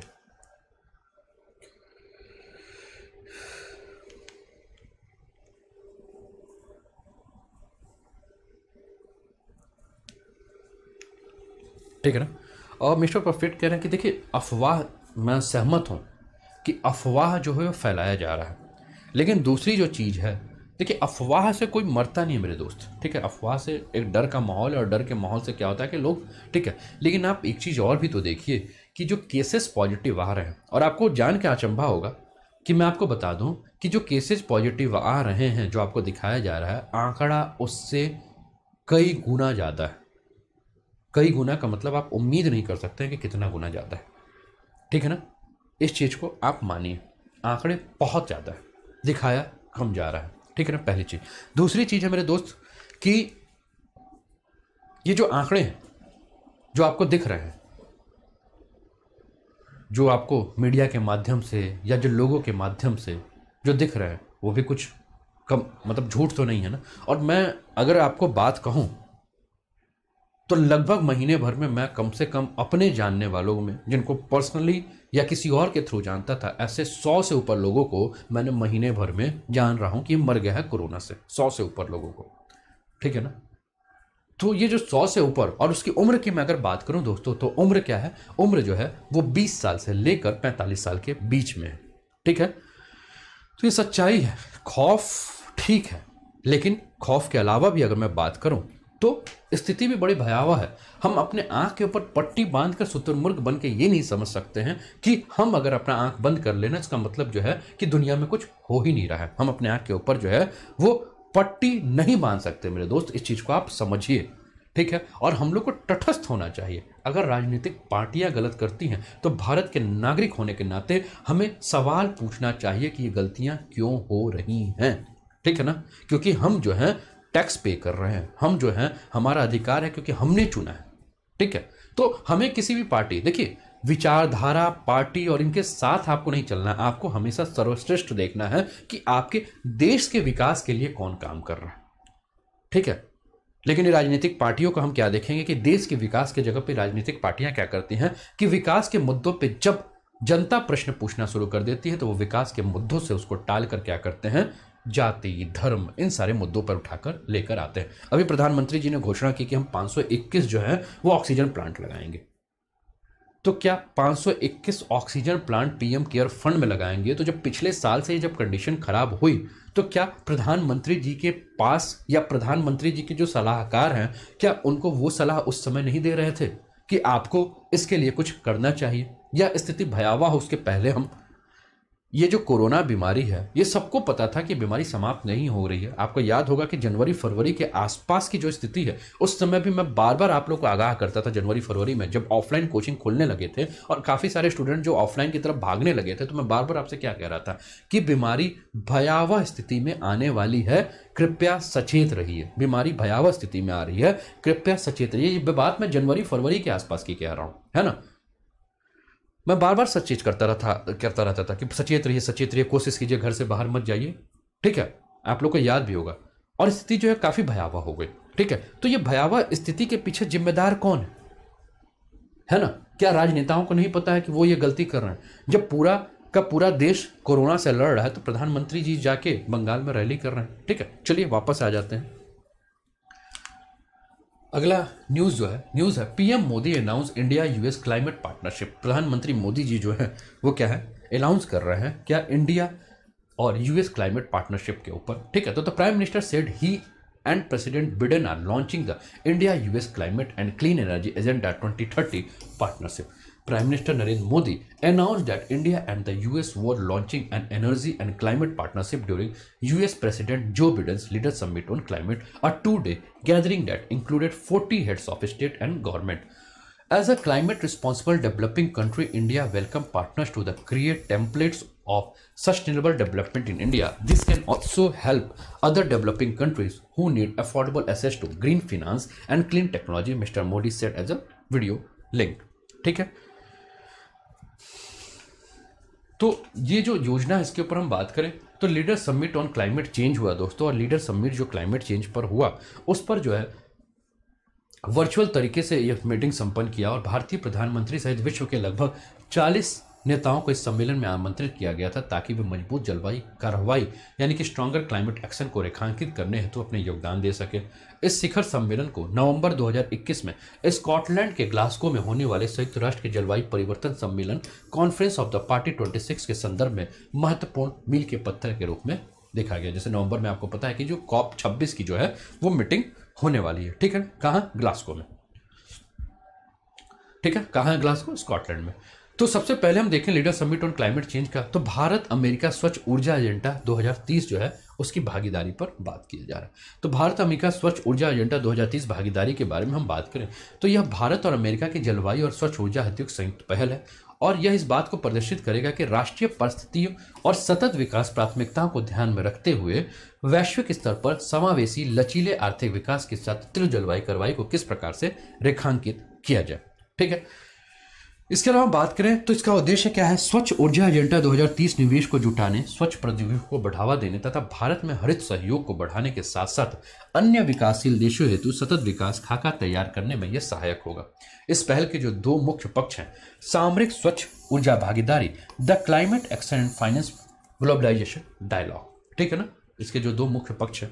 इसके अलावा हम बात करें तो इस समिट में जो बातें हो रही थी वो क्या है, अमेरिका का जो पक्ष है, तो अमेरिका क्या कह रहा है कि अमेरिका कह रहा है कि 2030 तक जो ग्रीन हाउस गैस है ना उसको उत्सर्जन को आधा करने हेतु और अन्य देशों से उच्च जलवायु महत्वाकांक्षा को निर्धारित करने का आह्वान किया, और जिससे देश में रोजगार सृजन हो और नवीन प्रौद्योगिकियों को बढ़ावा मिले। आपको याद है दोस्तों जब पेरिस समझौते की बात कर रहे थे, पेरिस समिट की, तो यहाँ भी हम बात क्या कर रहे थे कि जलवायु उत्सर्जन को जलवायु में जो ग्रीन हाउस गैस का जो उत्सर्जन हो रहा है उसको कम किया जाए और कार्बन उत्सर्जन के क्षेत्र में कमी लाने की बात भी हो रही थी। तो यहाँ हम क्या देख रहे हैं कि अमेरिका के द्वारा क्या किया गया है, इसने कहा भैया कि जो हम ग्रीन हाउस गैस उत्सर्जन कर रहे हैं 2030 तक हम क्या करेंगे, इसको आधा कर देंगे। और नई टेक्नोलॉजी, नई तकनीक का, नई प्रौद्योगिकी का क्षेत्र में हम क्या करें कि ज़्यादा से ज़्यादा अन्वेषण करें, ज़्यादा से ज़्यादा रिसर्च करें।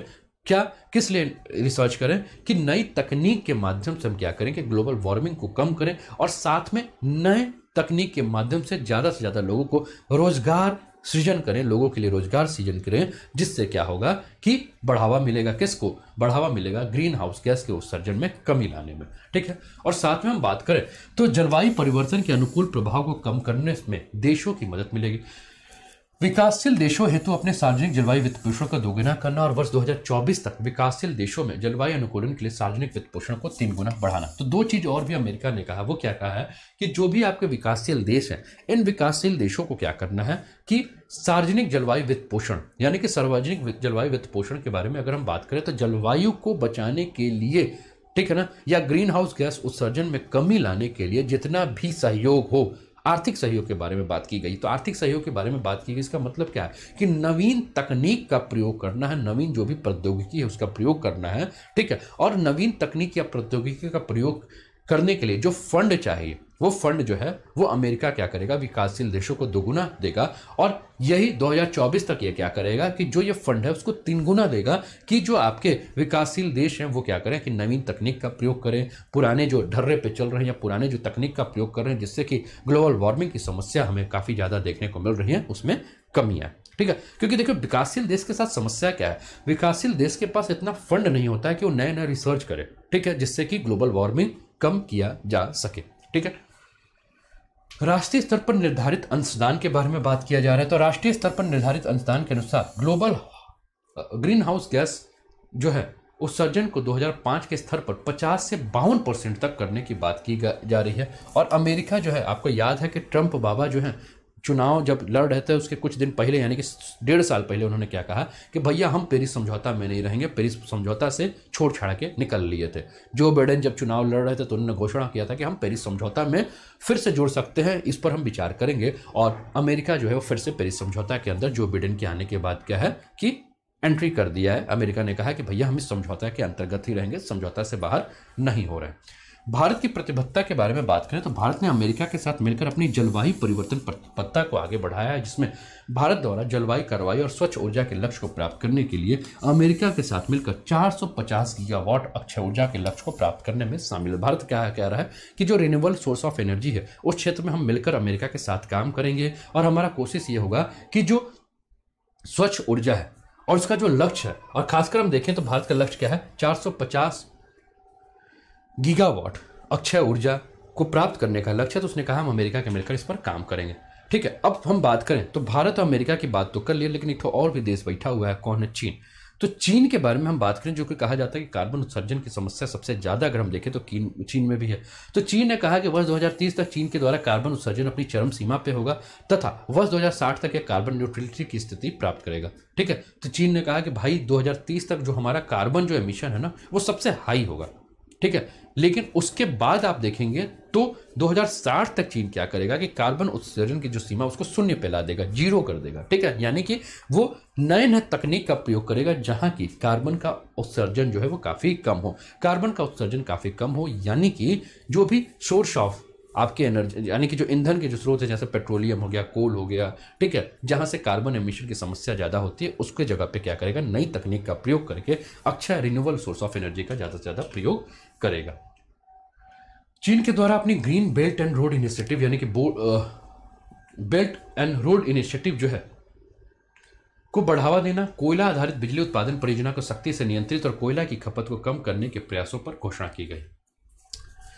इसके अलावा हम बात करें तो इसने सामान्य लेकिन विभेदित जिम्मेदारी के सिद्धांत पर जोर दिया है, ठीक है ना, जो लंबे समय तक प्रदूषक रहे विकसित देशों के लिए अधिक जिम्मेदारी निर्धारित करते हैं। लेकिन चीन ने एक बात और भी कहा, चीन ने कहा कि भाई अभी तो हम 1950 के बाद जो है वो विकास के क्षेत्र में काम कर रहे हैं। भारत का भी यही पक्ष रहता है कि भाई अभी तो हम लोग विकासशील हैं, अभी तो हम सूरी कर रहे हैं, लेकिन जो भी देश विकसित है, पहले के विकसित जो देश हैं जिन्होंने सबसे ज्यादा कार्बन उत्सर्जन किया है, उनकी जिम्मेदारी बनती है कि वो क्या करें कि अच्छा वो आर्थिक रूप से मजबूत भी हैं, तकनीकी रूप से सक्षम भी हैं, तो उनकी जिम्मेदारी बनती है कि भाई आपने जो कार्बन उत्सर्जन पहले किया आप अपने ऊपर कंट्रोल तो कीजिए, ठीक है। आप तो ठीक है, आप कह रहे हैं कि कार्बन उत्सर्जन को 2030 तक पेरिस समझौते के हिसाब से हम कम करेंगे, ठीक है।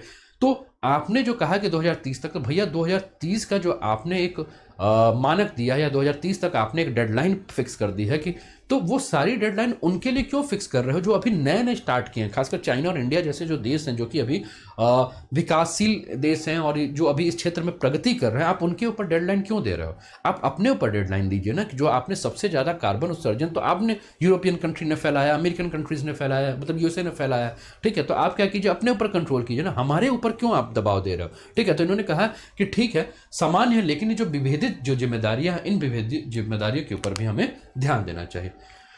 भारत के ऊपर हम बात करें तो भारत क्या कह रहा है, तो भारत जो कह रहा है उत्सर्जन को लेकर कि भारत द्वारा पहले ही एनडीसी के प्रति अपनी प्रतिबद्धता व्यक्त करते हुए देश में प्रति व्यक्ति कार्बन उत्सर्जन लक्ष्य को वैश्विक औसत से 60% कम निर्धारित किया है। भारत गांधी जी का देश है, लड़ना उड़ना आता है नहीं। भारत ने पहले कहा कि ठीक है भैया, जो भी कार्बन उत्सर्जन है हम क्या करेंगे कि प्रति व्यक्ति जो कार्बन उत्सर्जन का लक्ष्य है हम 60% तक इसको कम करेंगे।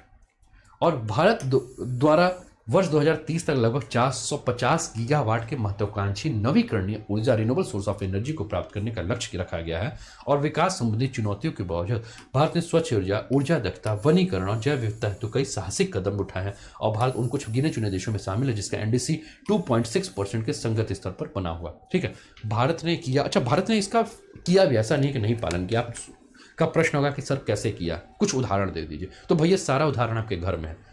सर उठाइए, जो लाइट आपके घर में जल रहा है वो पहले क्या जलता था?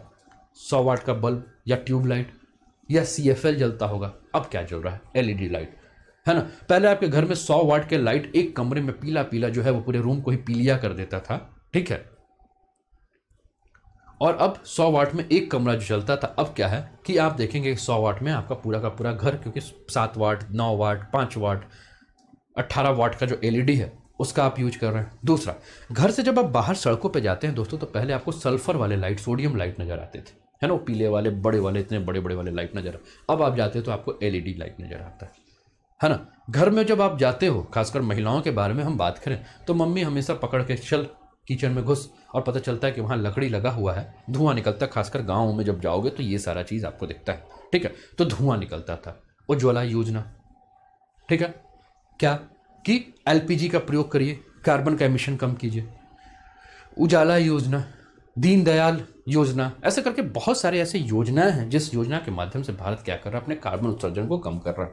इसके अलावा आप देखेंगे कि कई जगह आपको सोलर पैनल नजर आ रहे हैं। और भारत जो है, आप जान रहे हैं कि इंटरनेशनल सोलर अलायंस का मेंबर है, जिसका मुख्यालय गुड़गांव में है, वर्तमान का गुरुग्राम, ठीक है। तो भारत जो है इस क्षेत्र में काम कर रहा है। और जो भी तकनीक है, अच्छा भारत का एक और भी है कि भाई हम जो अक्षय ऊर्जा है या नवीकरणीय ऊर्जा है उसमें 450 गीगावाट का जो हमने टारगेट रखा है उसको हमको प्राप्त करना है भाई, और अच्छी भी बात है। इसके अलावा फॉरेस्टेशन के बारे में हम बात करें तो वनीकरण कर रहा है भारत। जगह जगह हम देख रहे हैं कि फॉरेस्टेशन के माध्यम से जो है वो भारत क्या कर रहा है, क्यों वनीकरण कर रहा है? क्योंकि कार्बन कैप्चरिंग यानी कि कार्बन को सोखने की क्षमता, और कल हम लोग इस पर बात भी कर रहे थे रात को 10 बजे जब हम कोई क्वेश्चन टॉपिक डिस्कस कर रहे थे, तो हमने बात किया था कार्बन एब्जॉर्बिंग और कार्बन कैप्चरिंग के बारे में हम बात कर रहे थे कि पेड़ पौधे क्या करते हैं, कार्बन को क्या करते हैं, सोख लेते हैं। जितने ज़्यादा पेड़ पौधे हों तो ज़्यादा से ज़्यादा हम क्या करें कि फॉरेस्टेशन करें। तो इसके माध्यम से भी क्या होगा कि अगर हम कार्बन उत्सर्जन कर भी रहे हैं, चाहे हम ईंधन का प्रयोग कर रहे हों, चाहे हम कोयले का प्रयोग कर रहे हैं, ठीक है, तो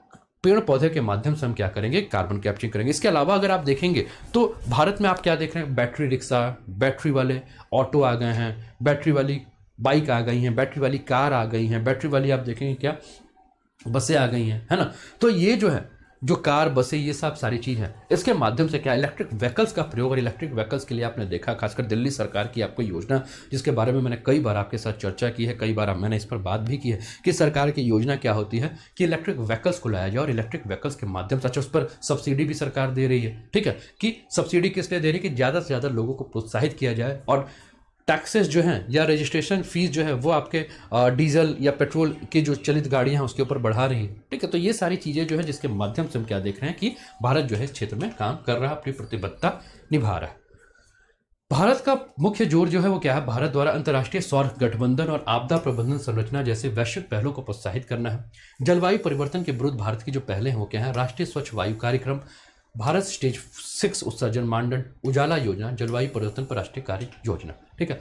प्रत्येक देश, शहर, व्यापार और वित्तीय संस्थानों को नीट शून्य कार्बन उत्सर्जन को लक्ष्य को प्राप्त करने हेतु ये तत्काल जो है ये कदम उठाने की आवश्यकता है और सरकारों को जरूरी है कि इस पर वो एक दीर्घकालिक प्लान बनाए। ठीक है, ऐसा नहीं कि तुरंत इस पर होगा, एक प्लान बनाए, 50 साल का प्लान, 100 साल का प्लान, है ना, एक प्लान बनाए और उस प्लान के हिसाब से चले कि किस प्रकार से हम नेट शून्य कार्बन कर सके। जैसे कि चाइना ने क्या कहा, चाइना ने कहा कि भैया 2030 तक हमारा कार्बन उत्सर्जन जो है वो सबसे हाई होगा, लेकिन 2060 तक हमारा कार्बन उत्सर्जन क्या होगा, वो नेट शून्य कार्बन उत्सर्जन हम करने लगे। तो भारत को भी इस प्रकार से एक प्लान बनाना चाहिए, एक लंबा प्लान बनाना चाहिए जिसमें यह निर्धारित करना चाहिए कि भैया हम कार्बन उत्सर्जन को कैसे कैसे कम करेंगे और हम एक डेडलाइन अपने आप को दे दें कि इतने, चाहे 50 वर्ष बाद, चाहे 100 वर्ष बाद, चाहे 60 वर्ष बाद, हम अपने आप को एक डेडलाइन दें कि तब हम क्या करेंगे कि उन सारे ईंधन के स्रोत, चाहे वो कोयला हो, चाहे वो पेट्रोलियम हो, जिससे कार्बन उत्सर्जन होता है, उसका प्रयोग जो है वो संपूर्ण रूप से हम 100% जो हो बंद कर देंगे और अक्षय ऊर्जा और नवीकरणीय ऊर्जा का प्रयोग ज़्यादा से ज़्यादा करेंगे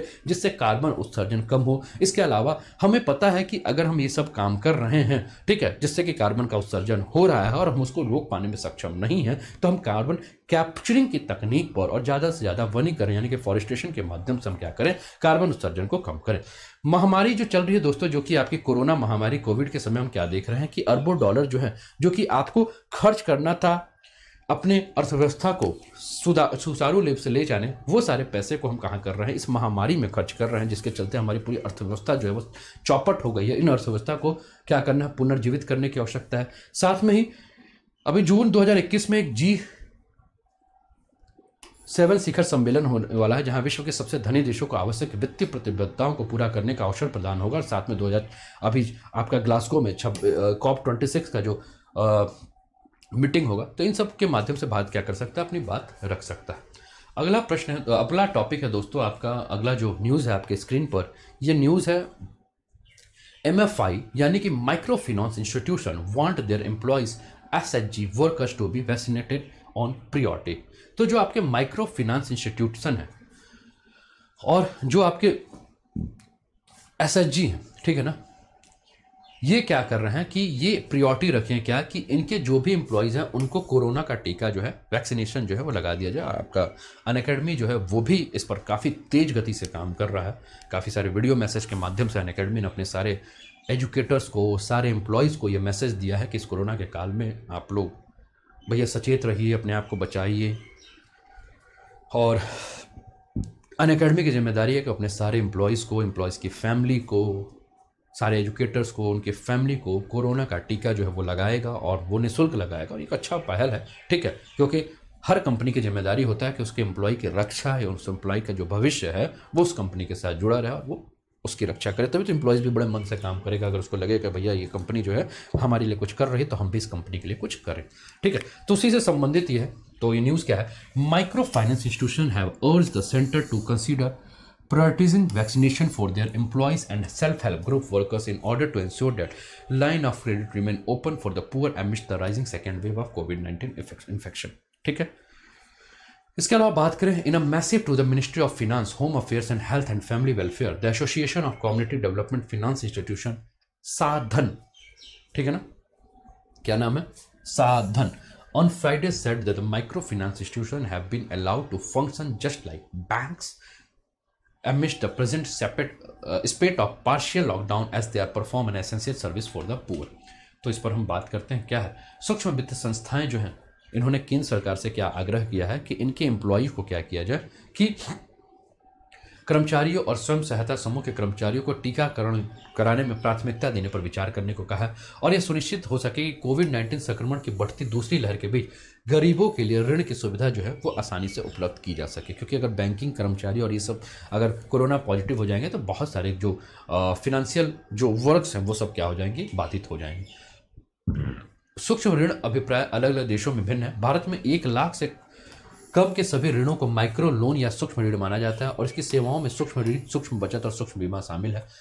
माइक्रो फाइनेंस इंस्टीट्यूशन जो है वो वित्तीय कंपनियां हैं, उन लोगों को छोटे ऋण प्रदान करती है जो समाज के वंचित और कमजोर वर्गों से हैं तथा जिनके पास बैंकिंग सुविधाओं तक पहुंच उपलब्ध नहीं है, ठीक है। सूक्ष्म वित्त संस्थाएं उन कंपनियों को कहा जाता है जो कि निम्न आय वर्ग के लोगों को अपना व्यवसाय शुरू करने के लिए सस्ते ब्याज दरों पर कर्ज उपलब्ध कराते हैं और तथाकथित ब्याज दर ज्यादातर मामलों में समान बैंकों के द्वारा वसूल किए जाने वाले दरों से कम होती है। अतः कुछ लोगों ने इस माइक्रो फाइनेंस संस्था पर गरीबी लोगों के पैसे में हेरफेर और लाभ कमाने का भी आरोप लगा दिया है। ठीक है, इसके अलावा हम बात करें तो पिछले कुछ दशकों में हमने क्या देखा है,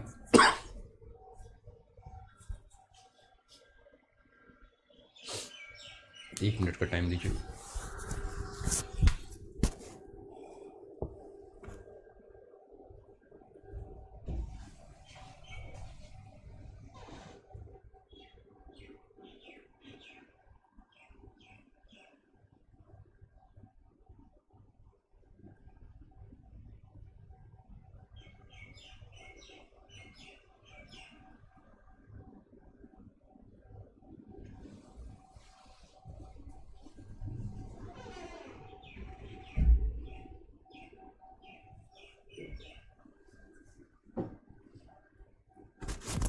ठीक है, तो पिछले कुछ दशकों में क्या हुआ कि माइक्रो फाइनेंस का जो प्रचलन है वो काफ़ी तेज़ी से बढ़ा है। और भारत की अगर हम बात करें दोस्तों, तो भारत में हम देख रहे हैं कि जो गरीबी आबादी है उसमें लगभग 102 मिलियन खाते जो हैं वो छोटे वित्त बैंकों में हैं।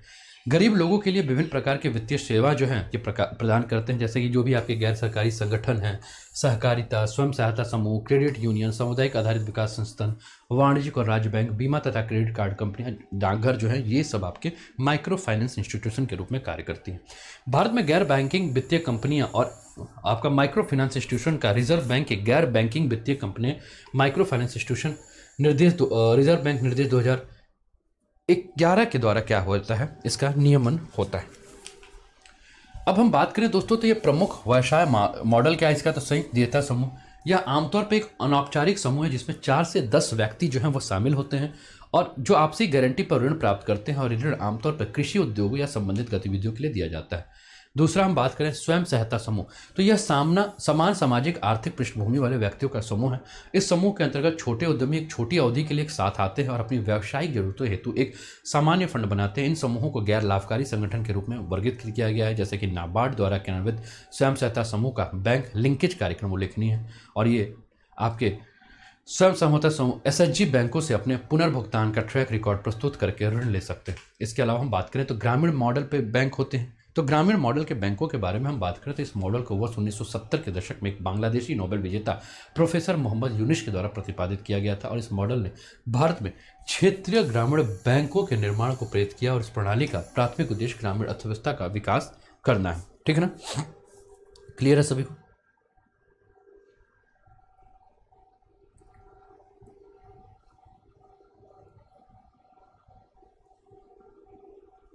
सभी को क्लियर है?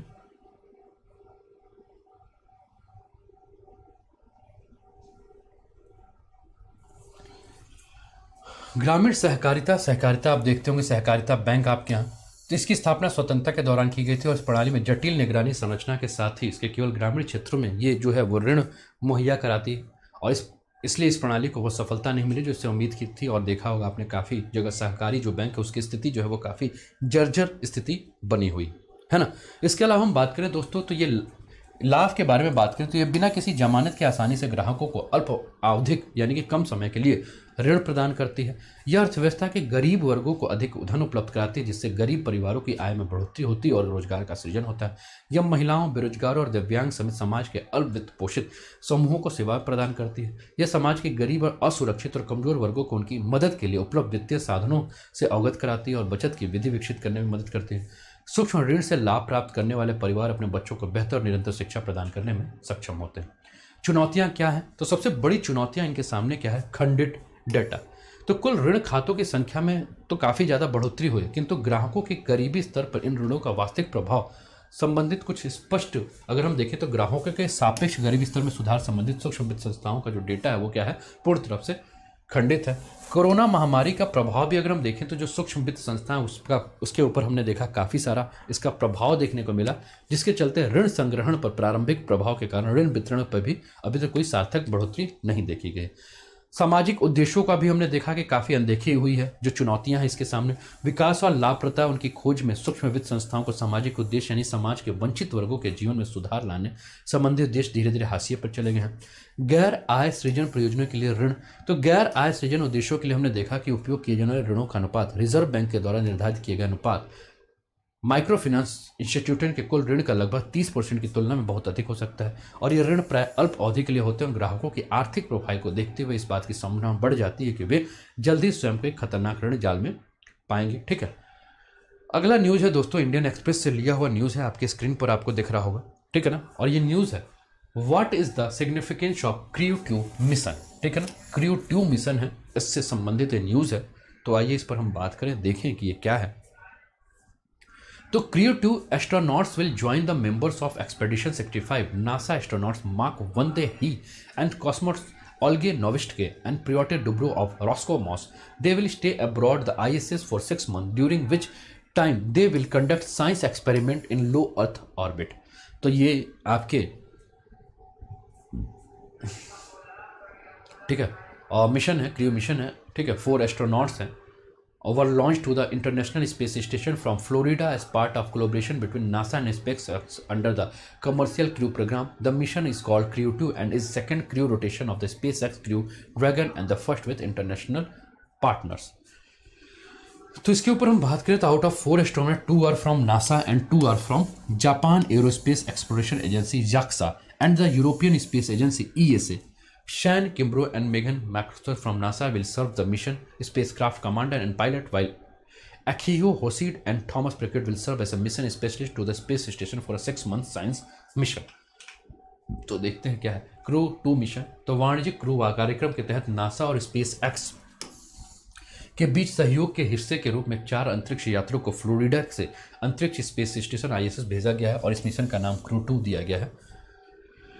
ठीक है, इस मिशन के बारे में बात करें दोस्तों तो ये वाणिज्यिक क्रू कार्यक्रम है जो कि नासा के द्वारा शुरू किया गया। वाणिज्यिक क्रू कार्यक्रम नासा और निजी उद्योग के बीच अंतरिक्ष यात्रियों, और इसी के बेस पे आप जानो कि इसरो भी इस प्रकार के प्रोग्राम शुरू करने की बात कर रहा है। इसरो भी आपके प्राइवेट जो निजी उद्योग हैं उनको भी स्पेस मिशन में या स्पेस जो भी कार्य करता है इसरो उसमें सहभागिता के लिए आमंत्रित भी कर रहा है। तो नासा जो है वो क्या कर रहा है, इस स्पेस एक्स जो है जो कि एक निजी उद्योग है उसके साथ वाणिज्यिक क्रू कार्यक्रम अंतर्राष्ट्रीय स्पेस स्टेशन से ले जाने और वहां से वापस लाने संबंधित एक साझेदारी की है। और यह पूर्ववर्ती मानवीय अंतरिक्ष यान कार्यक्रम के विपरीत इस कार्यक्रम के तहत नासा एक ग्राहक के तौर पर वाणिज्य प्रदाताओं के उड़ाने खरीदता है और इसके तहत एजेंसी के पास अंतरिक्ष यान का स्वामित्व या संचालन नहीं होता।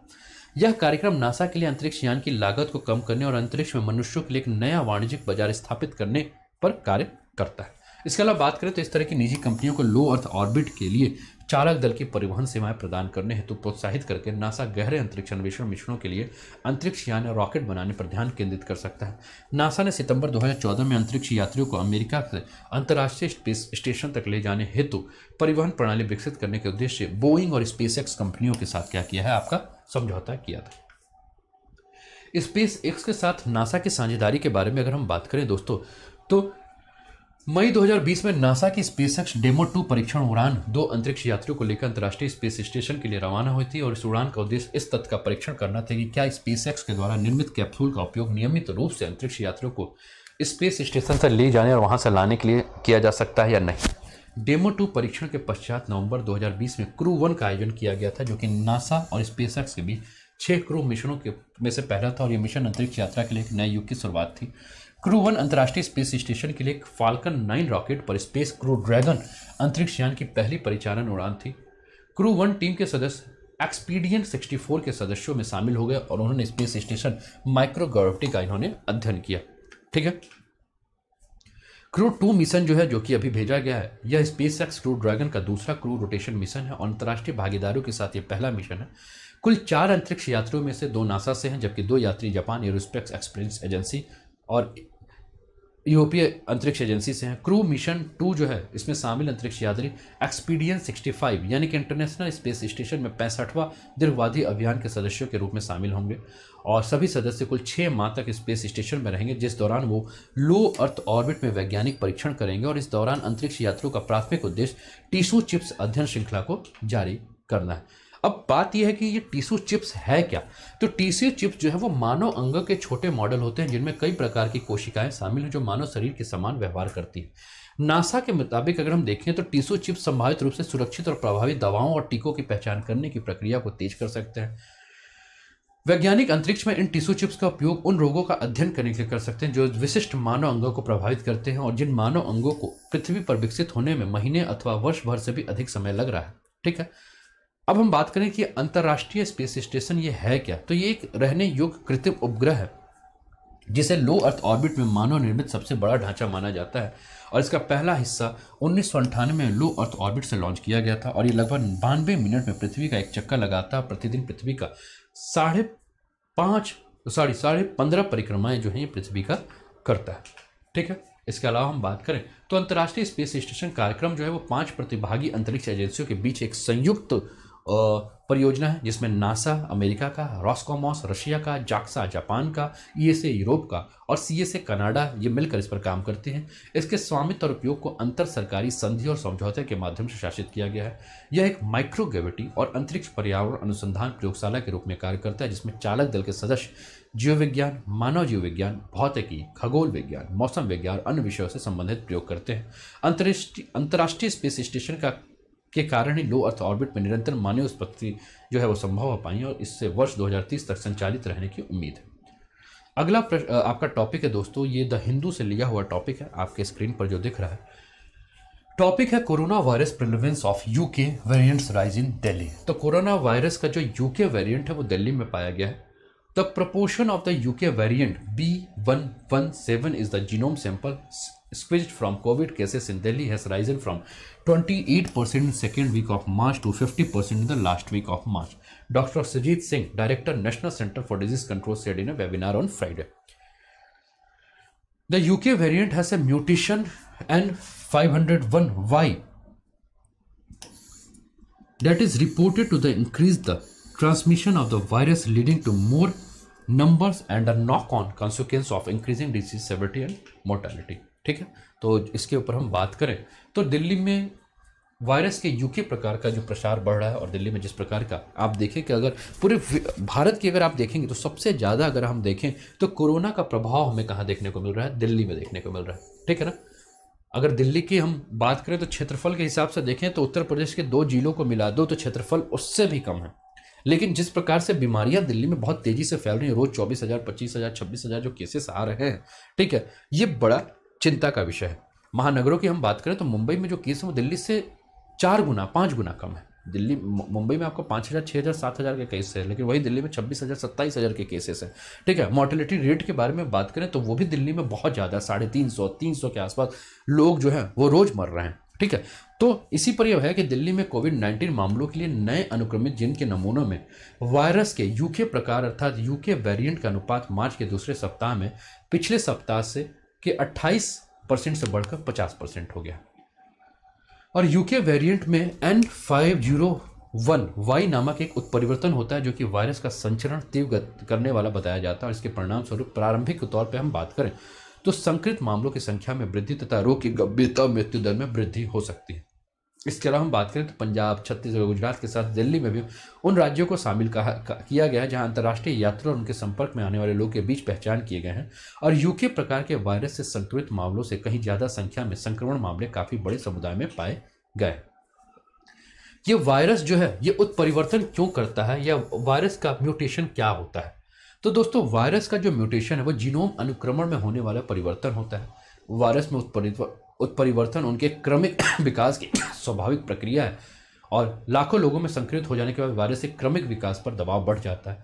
SARS-CoV-2 कोविड-2 के मामले में जो कि इस ribonucleic acid virus RNA virus है उसका म्यूटेशन का अर्थ है उसके अनुक्रम संयोजन व्यवस्था में बदलाव और RNA वायरस में उत्परिवर्तन प्राय वायरस द्वारा कॉपीज ऑफ इटसेल्फ बनाते समय गलती करने के कारण होता है। ठीक है, अगला न्यूज है दोस्तों आपके स्क्रीन पर, ये न्यूज है आपका India appointed external auditor of the organisation for the prohibition of chemical weapons OPCW। The Conference of State Party of Organization for the Prohibition of Chemical Weapons, the Hague selected India's Computer and Auditor General as the external auditor of the OPCW for the 3-year term starting in 2020-21. The appointment was made through an election process at the OPCW, यानी कि Organization for the Provision of the Chemical Weapons conference today, where the India received overwhelming support ahead of others to be appointed as the external auditor. India's election was the recognition of its standing among the international community as well as the professionalism, high standards, experience globally and competitive bid by the CAG of India. ठीक है, तो देखिए क्या है। तो हैग स्थित रासायनिक हथियार निषेध संगठन हेतु बाह्य लेखा परीक्षण। तो भारत के नियंत्रक एवं महालेखा को 3 वर्ष के कार्यकाल हेतु रासायनिक हथियार निषेध संगठन का बाह्य लेखा परीक्षक चुना गया है और उनका कार्यकाल वर्ष 2021 से शुरू होगा। आयोजित जो आपकी OPCW यानी कि रासायनिक हथियार निषेध संगठन की जो अभी सम्मेलन जो हुआ उसका एक चुनाव प्रक्रिया के माध्यम से इनकी नियुक्ति हुई है और OPCW सम्मेलन के दौरान भारत को एशिया समूह के प्रतिनिधि के रूप में एक अन्य 2 वर्षीय कार्यकाल के लिए कार्यकारी परिषद के सदस्य के रूप में चुना गया है। ठीक है, कार्यकारी परिषद जो है वो क्या है, एक रासायनिक हथियार निषेध संगठन का शासी निकाय है और इस कार्यकारी परिषद में 41 OPCW सदस्य देश शामिल होंगे जिन्हें सदस्य देशों के परामर्श से चुना जाता है और ये प्रति 2 वर्ष में परिवर्तित होते रहते हैं। यह परिषद तकनीकी सचिवालय के कार्यक्रमों का पर्यवेक्षण करती है और कन्वेंशन के प्रभावी कार्यान्वयन और अनुपालन को बढ़ावा देने हेतु उत्तरदायी है। प्रत्येक सदस्य देश को कार्यकारी परिषद में क्रमिक आधार पर चुने जाने का अधिकार होता है। ठीक है, ये आपके 41 country, Eastern Europe, Africa, Asia, ग्रोलैक। ठीक है, OPCW और रासायनिक हथियार निषेध संगठन की अगर जो हम बात करें तो ये क्या है आपका, ये परमाणु अप्रसार संधि की शर्तों को लागू करने और इनका कार्यान्वयन हेतु रासायनिक हथियार अभिशमन के द्वारा स्थापित एक अंतर्राष्ट्रीय संगठन है। परमाणु अप्रसार संधि के तहत संधि पर हस्ताक्षर करता देश के लिए रासायनिक हथियारों को उपयोग और संग्रहण हस्तांतरण करने पर प्रतिबंध किया गया है। OPCW हस्ताक्षर करता देश संधि के किए जाने वाले अनुपालन को सत्यापित करने हेतु निरीक्षण करने के लिए अधिकृत होते हैं। इसके अलावा इस पर हम बात करें तो OPCW और संयुक्त राष्ट्र के बीच संबंध समझौते के तहत वर्ष 2001 तक OPCW संयुक्त राष्ट्र के लिए अपने निरीक्षण और अन्य कार्यवाहियों के बारे में संयुक्त राष्ट्र महासचिव के माध्यम से रिपोर्ट करती है और इस संगठन को रासायनिक हथियारों को खत्म करने संबंधी व्यापक प्रयासों के लिए 2013 के नोबेल शांति पुरस्कार से भी इसको सम्मानित किया गया। इसके अलावा इस पर बात करें तो रासायनिक हथियार अभिशमन द्वारा कौन कौन से कृत्य हैं जिनको निषिद्ध किया गया है। तो रासायनिक हथियारों का विकास, उत्पादन, अधिग्रहण, संग्रहण और प्रतिधारित रखना, रासायनिक हथियारों का प्रत्यक्ष या अप्रत्यक्ष हस्तांतरण करना, रासायनिक हथियारों का उपयोग अथवा सैन्य उपयोग के लिए तैयारी। ठीक है, CWC निषिद्ध गतिविधियों में शामिल होने के लिए अन्य राज्यों की सहायता करना, प्रोत्साहित करना या प्रेरित करना। इसके अलावा युद्ध की एक विधि के रूप में दंगा नियंत्रण एजेंटों का उपयोग करना। तो ये दोस्तों आपके लिए रहा आज का करंट अफेयर्स का क्लास। उम्मीद करते हैं कि आपको पसंद आया होगा। आप ठीक है, अभी फिर हमारी मुलाकात होगी 11 बजे प्लस की क्लासेस में। तब तक अपना ध्यान रखिए। जय हिंद, जय भारत।